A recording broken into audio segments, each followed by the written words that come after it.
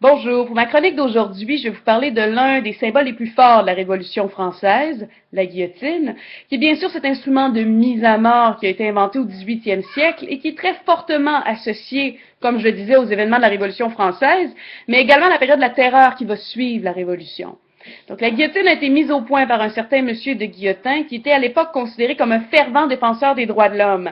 Donc, c'est une association qui peut un peu nous surprendre aujourd'hui entre les droits de l'homme et la guillotine, mais il faut comprendre que la démarche de monsieur de Guillotin s'inscrivait dans une volonté de créer un instrument de mise à mort qui soit plus humain, c'est-à-dire qui crée une mort instantanée et sans douleur.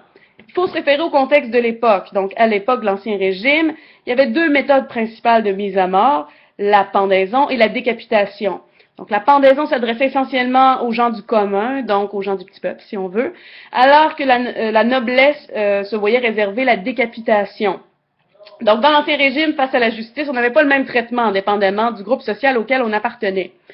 Il existait également le bûcher, qui traditionnellement punissait les crimes religieux, mais c'est une méthode de mise à mort qui avait été plutôt mise de côté depuis la fin du Moyen Âge.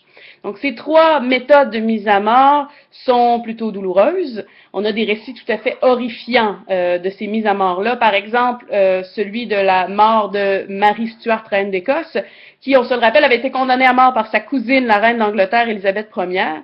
Et donc, Marie Stuart avait été amenée au bûcher et son bourreau était sous l'effet de l'alcool, ce qui n'était pas rare pour l'époque parce qu'évidemment, c'est un métier plutôt troublant que d'être un bourreau. Et donc, il y avait eu de la difficulté à manier la hache, il avait dû s'y prendre à plusieurs reprises. On peut imaginer que le spectacle était tout à fait sanglant et traumatisant pour les gens qui avaient assisté. Et donc, c'était pour mettre fin à des scènes comme ça que M. de Guillotin va créer sa guillotine.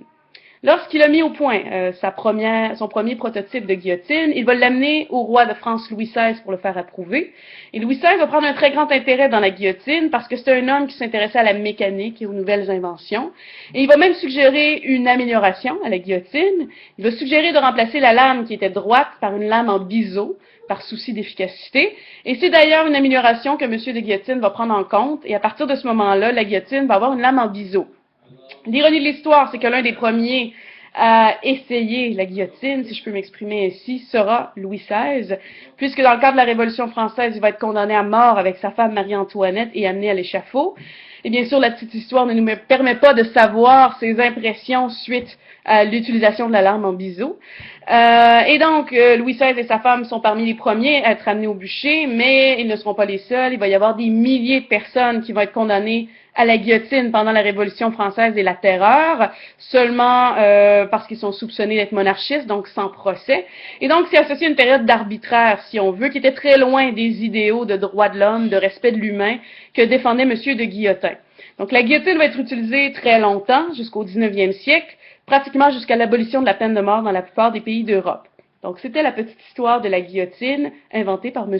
de Guillotin.